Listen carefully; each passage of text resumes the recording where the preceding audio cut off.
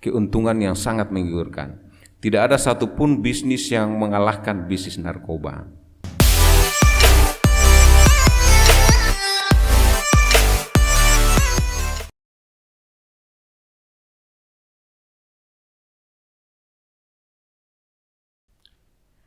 Hai sahabat BCN Manggea, kembali lagi dengan saya Vero di podcast Lebih Dekat.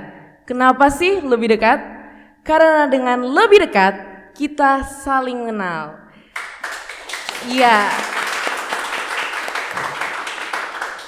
Hari ini adalah hari yang sangat spesial. Kenapa bisa saya bilang spesial? Karena dalam minggu ini kita akan memperingati Hari Anti Narkotika Internasional yang jatuh pada tanggal 26 Juni nanti. Dan juga spesial karena Vero kedatangan tamu yang luar biasa, narasumber yang gak main-main nih. Di sini yang satu ada Kepala Kantor Bea Cukai Pantoloan, Pak Alimuddin Lisau, SSMPA. Dan juga yang satunya lagi datang jauh-jauh dari pusat kota mengunjungi Bea Cukai Pantoloan, Kepala BNN Kota Palu, Pak AKBP Dr. Baharudin SE MSI. Selamat datang di podcast Lebih Dekat, Pak Alimuddin dan Pak Baharudin. Iya. Bagaimana kabarnya hari ini, Bapak? Alhamdulillah baik. Alhamdulillah baik. Semoga juga sobat BC di manapun berada, kalian tetap sehat ya. Soalnya hari ini kan masih masa pandemi nih, jadi harus tetap jaga kesehatan dan jaga semangatnya tentunya. Oke, hari ini kita akan membahas tentang War on Drugs, wujudkan Indonesia bersinar, bersih dari narkoba. Nah, dari temanya saja ini kita akan membahas lebih dalam mengenai cara memerangi narkoba. Sebelum itu mungkin kita perkenalan dulu lebih dalam dengan BNN Kota Palu nih. Di sini sudah ada Pak Baharudin. Ya, Pak Baharudin boleh ceritakan peran dari BNN itu sendiri apa ya Pak? Atau mungkin jelaskan tugas dan fungsinya Pak? Silakan. Baik, terima kasih atas kesempatan yang diberikan. Pertama-tama saya perkenalkan diri, nama saya Baharudin. Saya dari kepolisian, ditugaskan di BNN sudah masuk pada tahun ketiga. Pangkat saya tadi sudah jelas AKBP. Kemudian tugas dari BNN itu ada 3. Yang pertama adalah pencegahan. Pencegahan ini bagaimana memberikan edukasi kepada seluruh masyarakat agar tidak terpapar narkoba, itu yang pertama. Kemudian yang kedua yaitu pemberantasan. Pemberantasan ini ditujukan kepada kurir dan bandar. Terhadap kurir dan bandar tentunya diberikan penghukuman yang berat sesuai dengan Undang-Undang 35 tahun 2009 bila perlu dilapis dengan Undang-Undang nomor 8 tahun 2010 tentang tindak pidana pencucian uang. Kemudian yang ketiga adalah rehabilitasi. Rehabilitasi ini ditujukan kepada korban penyalahguna. Korban ini mungkin karena ketidaktahuan, terpaksa, atau coba-coba menggunakan narkoba. Setelah menggunakan narkoba mereka sulit keluar. Nah, mereka ini dianggap atau dikategorikan sebagai orang sakit. Oleh sebab itu kewajiban negara mereka harus dilakukan rehabilitasi. Inilah tugas pokok dari BNN. Oh ya, baik Pak. Jadi sahabat BC, BNN itu hadir untuk mencegah dan mengawasi penyebaran narkoba ya Pak, penyalahgunaan narkoba. Oke. Nah Pak Alimuddin nih, kita kan juga di Bea Cukai Pantoloan, kita kan mengawasi narkoba. Biasanya kita nindak narkoba, teman-teman pengawasan juga biasa nindak narkoba nih. Nah tentu pasti ada sinergi dong antara Bea Cukai Pantoloan sendiri bersama BNN. Sejauh mana sih Pak sinergi kita bersama dengan BNN itu sendiri? Baik, terima kasih. Pertama-tama saya perkenalkan diri juga. Nama saya Alimuddin Lisau, Kepala Kantor Bea Cukai Pantoloan. Sejalan dengan tugas dan fungsi Bea Cukai, kami pun juga punya tupoksi yang bersentuhan langsung dan perlu sinergi dengan BNN. Salah satu tugas dan fungsi kami adalah dalam menjaga perbatasan, dalam memainkan peran sebagai community protector. Sebagai petugas pengawas perbatasan, tugas dan fungsi kami adalah memastikan tidak ada barang-barang larangan dari luar yang masuk ke Indonesia yang dapat merusak warga negara Indonesia. Salah satu barang terlarang itu adalah narkoba. Adalah tugas dan fungsi kami di Bea Cukai untuk memastikan tidak ada lalu lintas barang terlarang berupa narkoba baik yang masuk maupun keluar Indonesia. Yang kita jaga jangan sampai ada yang masuk ke dalam negara Indonesia ini. Dalam melaksanakan tugas itulah kita di Bea Cukai ini harus bersinergi dengan BNN, sebab dalam melaksanakan fungsi ini kita di Bea Cukai tidak bisa kerja sendiri. Sinergi dengan instansi teknis terkait itu harus ada dan harus saling mendukung. Dalam menjalankan war on drugs inilah saya kira salah satu wujud sinergi Bea Cukai dengan BNN dalam melawan peredaran narkotika yang dapat merusak generasi muda bangsa.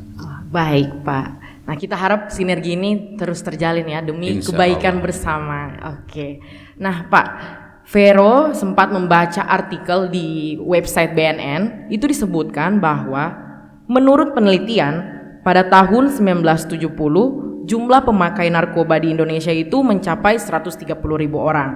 Sedangkan pada akhir tahun 2000 jumlahnya menjadi 2 juta orang.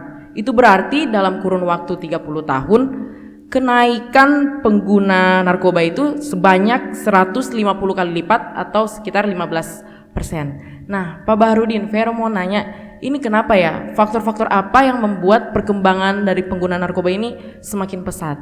Dan mungkin Bapak bisa jelaskan bagaimana sih kondisi penyebaran penyalahgunaan narkoba di Kota Palu? Ya. Baik, terima kasih. Jadi di tahun 2017 BNN RI bekerja sama dengan Universitas Indonesia mencoba melakukan penelitian terkait angka prevalensi penyalahgunaan narkoba di Indonesia. Pada tahun itu menempatkan Sulawesi Tengah itu pada urutan 17. Kemudian di tahun 2019 dilakukan penelitian kembali. BNN RI bekerja sama dengan LIPI melakukan penelitian seluruh Indonesia dan menempatkan Sulawesi Tengah pada urutan keempat penyalahguna narkoba dengan angka prevalensi 2,3% dari jumlah penduduk. Artinya apa? Bahwa narkoba di Sulawesi Tengah itu sudah pada ambang yang membahayakan. 6 daerah rawan di Sulawesi Tengah, 5 berada di Kota Palu. Nah, oleh sebab itu saya selaku Kepala BNN Kota Palu tentunya harus melakukan upaya-upaya semaksimal mungkin untuk menekan kembali angka prevalensi ini agar tidak berkembang. Betul apa yang Mbak katakan tadi bahwa korban penyalahguna narkoba atau angka prevalensi penyalahguna narkoba semakin tahun semakin meningkat. Sangat betul. Karena apa? Karena daerah kita, Sulawesi Tengah ini adalah daerah terbuka, di mana para sindikat narkoba menyeludupkan narkoba di Sulawesi Tengah ini ada 3 jalur. Yang pertama jalur laut. Jalur laut kita menghubungkan dengan Kalimantan dan Malaysia. Kemudian yang kedua jalur darat. Nah, jalur darat Sulawesi Tengah ini berada pada posisi tengah-tengah yang menghubungkan Sulawesi Utara dan Sulawesi Selatan. Kemudian yang ketiga jalur udara. Seringkali kita katakan bahwa tidak mungkin jalur udara. Mungkin. Sering kita temukan para penyalahguna narkoba atau sindikat penyalahguna narkoba memasukkan narkoba ke Sulawesi Tengah lewat udara. Baik itu dengan modus operandi yang ditanam di dalam tubuh, di dalam dubur, ataupun di sol sepatu dan lain sebagainya. Artinya apa? Para sindikat narkoba ini berupaya semaksimal mungkin melihat peluang untuk menyeludupkan narkoba di Sulawesi Tengah. Kenapa mereka lakukan hal itu? Yang pertama adalah dari sisi finansial. Keuntungan yang sangat menggiurkan. Tidak ada satupun bisnis yang mengalahkan bisnis narkoba. Harga sabu di Cina 1 gramnya itu 20.000. Di Irak 50.000. Di Malaysia 250.000. Sampai di Sulawesi Tengah 1.500.000, bahkan sampai 2 juta. Itu yang pertama. Yang kedua, kita lihat dari ilmu ekonomi, semakin banyak yang meminta, maka pasti harga barang semakin mahal dan semakin banyak orang-orang yang akan menyelundupkan narkoba di Sulawesi Tengah. Artinya apa? Karena banyak yang meminta sampai narkoba itu banyak masuk ke Sulawesi Tengah. Jadi itu yang melatar belakangi. Terima kasih Mbak. Kalau boleh tahu Pak, jenis-jenis narkoba yang sering ditemui di Palu? Jenis narkoba yang terbesar masuk di Sulawesi Tengah khususnya di kota Palu yaitu sabu-sabu. Kemudian yang kedua ganja, khusus di kalangan mahasiswa ada namanya tembakau gorila atau sintesis. Ini tembakau gorila lagi hits-hitsnya ya, lagi hits-hitsnya. Ya. Iya, jadi sahabat BC harus tetap jaga ya, harus berhati-hati jangan sampai terjerumus dalam penyalahgunaan narkoba. Nah, Bapak, mungkin sahabat BC memang dia mau tahu apa sih dampak bahaya dari penyalahgunaan narkoba, boleh dijelaskan Pak? Baik. Dampak dari bahaya penyalahgunaan narkoba ada 3. Dampaknya cuma 3 saja. Yang pertama, pasti akan sakit. Yang kedua, pasti akan masuk penjara. Yang ketiga, pasti meninggal, mati. Kira-kira seperti itu. Itu untuk efek hukum, kemudian efek kesehatannya. Tetapi efek yang dirasakan sesaat tentunya adalah mengganggu organ-organ tubuh khususnya di otak. Sehingga narkoba ini perlu pengawasan ahli. Jadi perlu kita satukan persepsi dulu bahwa narkoba itu tidak dilarang. Loh, pasti kaget, kenapa tidak dilarang? Narkoba tidak dilarang. Narkoba itu diperlukan untuk ilmu pengetahuan dan kesehatan. Yang dilarang adalah penyalahgunaan. Ya, makanya sahabat BC jangan sampai salah gunakan narkoba nih. Itu bahaya. Apalagi bisa efeknya, waduh, sampai kita bisa meninggal ya. Aduh, parah nanti itu. Nah, Pak Alimudin nih, kan kemarin waktu di episode pertama podcast ini, teman-teman pengawasan menjelaskan bahwa kita sering mendapatkan narkoba itu di jasa titipan barang kan. Nah, yang ingin saya tanyakan, sejauh mana sih wewenang kita Bea Cukai dalam penanganan narkoba ini? Ya. Secara umum, tugas dan fungsi Bea Cukai itu adalah pengawasan lalu lintas barang yang keluar masuk daerah pabean Indonesia. Kalau berupa barang impor, adalah kewenangan Bea Cukai untuk melakukan pengawasan dan penindakan, termasuk narkoba. Dalam hal ini terkait dengan peredaran tembakau gorila yang sering kita tindak di lapangan, itu adalah bentuk sinergi kita dengan BNN. Karena barang berupa tembakau gorila itu umumnya adalah supply dari domestik antar pulau ya, dalam negeri. Jadi secara umum Bea Cukai tidak punya kewenangan untuk menindak di lapangan karena bukan dalam kapasitasnya sebagai barang impor.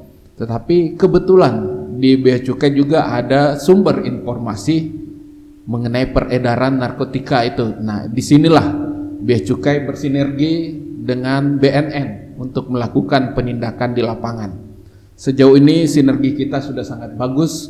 Kita selalu didukung. Setiap saat kita butuh backup dari BNN dalam melakukan penindakan, BNN selalu hadir dan siap membantu kita setiap saat, tidak memandang pagi atau malam, tidak memandang hari kerja atau hari libur, kapan dibutuhkan BNN selalu hadir membackup dan membantu kita dalam bersinergi melakukan perang melawan narkoba ini. Luar biasa sekali ya. Semua punya peranannya masing-masing Bea Cukai. Di sini BNN juga di sini, semuanya harus bekerja sama demi Indonesia bersinar, bersih dari narkoba tentunya. Ya, Pak, kan kita dari tadi nih tagline-nya war on drugs, perangi narkoba, perangi narkoba. Nah, sahabat BC Manggia mau tahu wujud nyata dari BNN dalam berperan war on drugs ini, Bapak. Bisa dijelaskan wujud nyatanya? Baik, terima kasih. Jadi wujud nyata yang sudah dilakukan oleh BNN dalam war on drugs ini, yang pertama perlu kita satukan persepsi bahwa masalah narkoba itu bukan cuma masalah BNN, tetapi masalah bersama, masalah negara. Sesuai dengan instruksi Presiden nomor 20 tahun 2020 bahwa seluruh kementerian lembaga, Pemda, BUMN untuk ikut ambil bagian dalam rencana aksi nasional P4GN. Kemudian dalam Permendagri nomor 12 tahun 2009 pada pasal 8 bahwa fasilitasi P4GN ketuanya itu adalah Bapak Wali Kota untuk setingkat Palu. Kemudian wakil ketua 1 adalah Sekot, kemudian wakil ketua 2 adalah kepala BNN. Kenapa harus wali kota? Karena wali kota memiliki 3 kemampuan besar. Yang pertama, wali kota memiliki wilayah. Kemudian wali kota memiliki masyarakat. Dan yang ketiga, wali kota memiliki anggaran. Wujud yang sudah dilakukan oleh BNN adalah di mana BNN sudah merangkul seluruh komponen, baik Pemda, kemudian tokoh agama, tokoh masyarakat, tokoh adat, tokoh pemuda, dan seluruh elemen masyarakat untuk bersama-sama menyatakan perang terhadap narkoba sesuai dengan tupoksi masing-masing. Misalnya dari Pemkot sudah ikut ambil bagian menganggarkan, di mana Pemkot sudah melaunching kelurahan bersinar 46 sekota Palu, sekaligus menurunkan anggaran sebesar 3,8 miliar sekota Palu. Artinya apa? Bahwa Bapak Wali Kota sudah mencanangkan War on Drug menuju kota Palu bersih dari narkoba. Kemudian yang kedua dengan tokoh adat. Seluruh tokoh adat, lembaga adat yang ada di kota Palu juga sudah bekerja sama dengan BNN. Mereka sesuai dengan tupoksi mereka untuk memberikan penghukuman terhadap para penyalahguna narkoba. Kemudian yang ketiga lembaga pendidikan.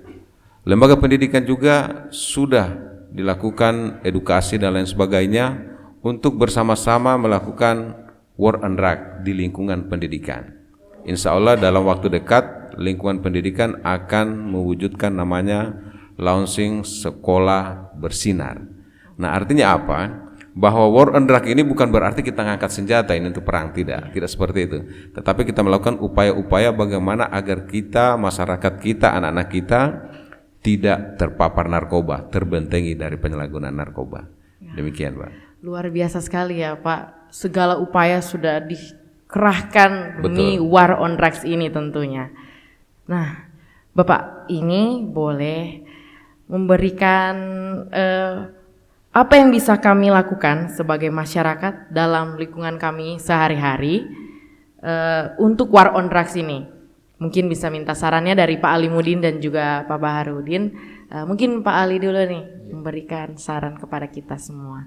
Baik, terima kasih. Jadi dalam kapasitas kita sebagai institusi pemerintah, kita kegiatan semacam ini kita ingin menunjukkan kepada masyarakat umum bahwa seluruh unsur pemerintah itu adalah bagian dari instansi-instansi yang selalu berupaya untuk melawan peredaran narkoba.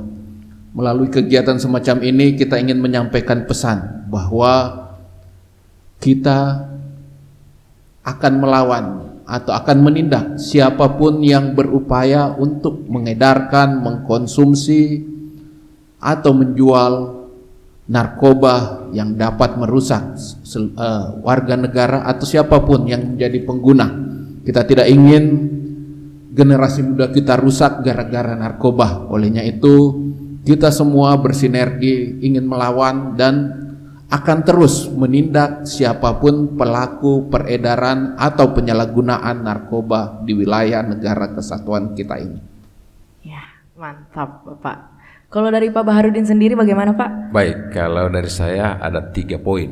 Oke. Yang pertama, jaga diri, jaga keluarga, jaga lingkungan, jaga sahabat dari penyalahgunaan narkoba.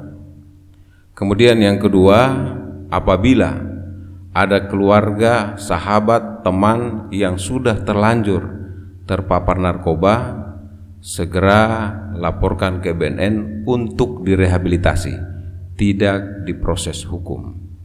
Kemudian yang ketiga, bila menemukan sindikat narkoba di sekitar atau di lingkungan keluarga atau teman, laporkan kepada petugas untuk diproses hukum. Baik, sahabat BCN Mangga, dicatat baik-baik ya pesan-pesannya tadi. Itu sangat penting bagi kita dan semoga bermanfaat untuk kita semua.